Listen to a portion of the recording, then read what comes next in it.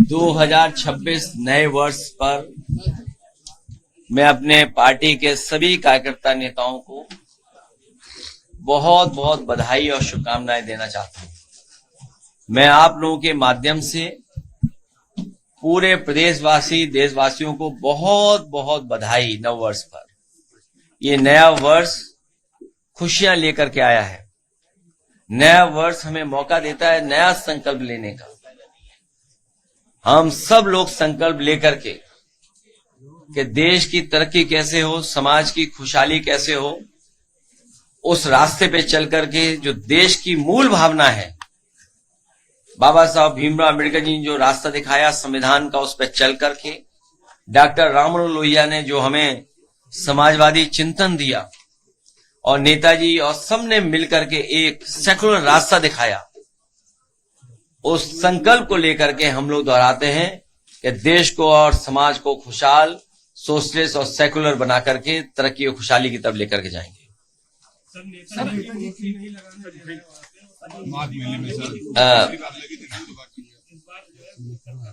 अब कई अधिकारी चापलूसी रोटी बना रहे थे, वो किस नियम में था? जो चापलूसी रोटी बन रही थी वो किस नियम में था?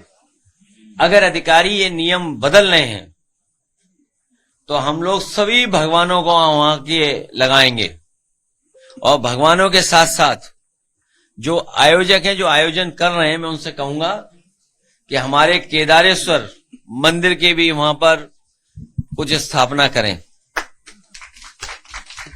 सर, इंदौर में सर नगर निगम का पानी पीने से लगभग 10 लोगों की मौत हो गई, 100 से ज्यादा लोग अभी एडमिट है अस्पताल में। बहुत दुख की बात है कि जब विकसित भारत का सपना बीजेपी दिखा रही हो और कई बार हम लोगों को सुनने को मिला है कि देश के कुछ शहर हैं जो सफाई में या सफाई से जुड़े हुए कई प्राइज वो पाए हैं।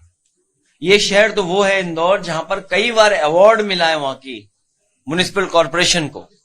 और अगर वहां के शहर को अवार्ड मिलता रहा है और वहां ड्रिंकिंग वाटर की ये स्थिति हो कि जिन्होंने पिया उसकी जान चली गई हो और कई लोग बीमार हैं, और जब इससे सवाल भारतीय जनता पार्टी से किया गया तो भारतीय जनता पार्टी के लोग जवाब न देकर के किस तरह का व्यवहार कर रहे हैं, आप कल्पना नहीं कर सकते हैं। ये वही लोग हैं जिन्होंने कहा था कि मां गंगा को साफ करेंगे। आज अगर मां गंगा का पानी पी लें आप तो आप खुद बीमार हो जाएंगे। यमुना में अगर नहा लें आप दिल्ली में तो आपको खुजली हो जाएगी, शरीर पर बीमार हो जाएंगे। तो जो लोग नदियों को से झूठ बोलते हैं, जो अरावली के पहाड़ी काटने को तैयार थे, पूरे के पूरे पहाड़, उनसे क्या उम्मीद करोगे? सर, सहभोज का कार्यक्रम भारतीय जनता पार्टी के ब्राह्मण नेताओं ने किया तो नोटिस मिल गई, आज यहाँ पर भी सहभोज का कार्यक्रम है। हमारा ये बाटी चोखा का जो कार्यक्रम है, मैं उन कार्यकर्ताओं को धन्यवाद और बधाई देना चाहता हूं।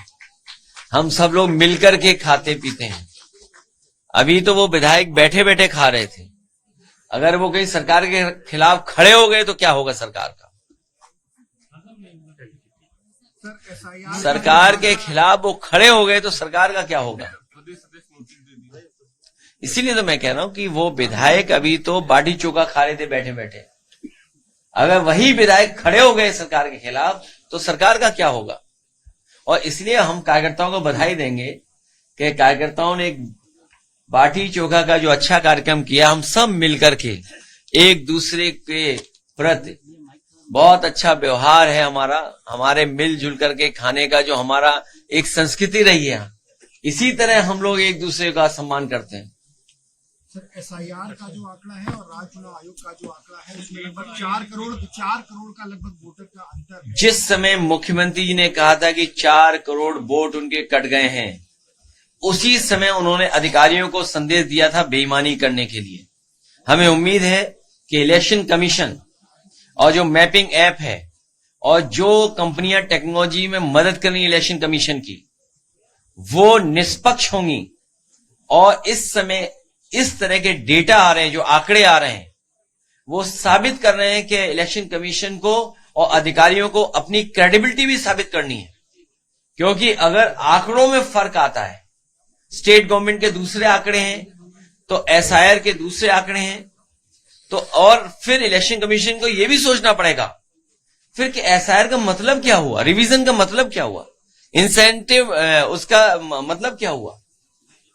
एसआईआर में लगभग 12.5 करोड़ के आंकड़े हैं और जो पंचायत चुनाव मैंने आपसे कहा कि इस समय अधिकारी और चुनाव आयोग की क्रेडिबिलिटी का सवाल है कि अगर इस तरह के आंकड़े आ रहे हैं तो जो लोग शामिल हैं, जो टेक्नोलॉजी शामिल है, आखिरकार वो कहीं हेरा फेरी की तैयारी तो नहीं कर रहे हैं। कहीं ऐसा तो नहीं कि मुख्यमंत्री ने जिस दिन इशारा किया था कि 4 करोड़ उनका वोट कट गया है, वो बेईमानी की तैयारी कर रहे हो टेक्नोलॉजी के साथ मिलकर के। पश्चिम बंगाल में चुनाव है, क्या लगता है एसआईआर का असर वहां पे भी दिखाई? पश्चिम बंगाल में ममता बनर्जी जी बड़े वोटों से जीतने जा रही हैं। ये बीजेपी के लोग हर जगह साजिश करते हैं, षड्यंत्र करते हैं। इस बार साजिश षड्यंत्र उनका नहीं चलेगा। बंगाल में हारेंगे और फिर यूपी में भी हारेंगे।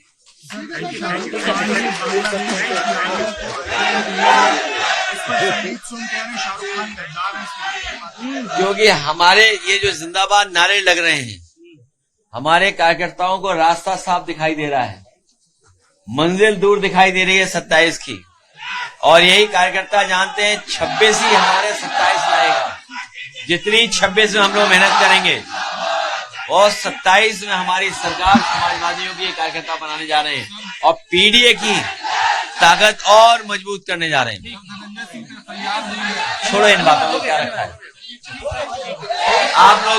आप लोगों से भी निमंत्रण है कि बाटी चोखा खा के जाइए, अब कोई नहीं धमकाएगा आपको, आपके खिलाफ कोई कार्रवाई नहीं होगी। आपके राज्य की खबरें, आपके शहर की खबरें सबसे पहले जानने के लिए देखते रहें अमर उजाला। चैनल को सब्सक्राइब जरूर कर लें और पाएं हर अपडेट।